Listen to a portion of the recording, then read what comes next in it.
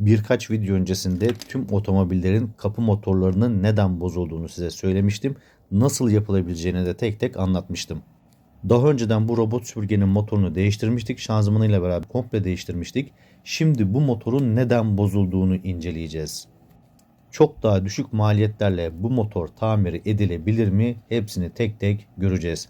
Bunların genelde bu fırça motorları bozuluyor, dönmüyor, duman çıkarıyor. Şimdi bu bizim bozuk motorumuz. Bunu kenara koyduk. Şanzıman kısmını kapatalım. Bu dişler daha sonra lazım olabilir.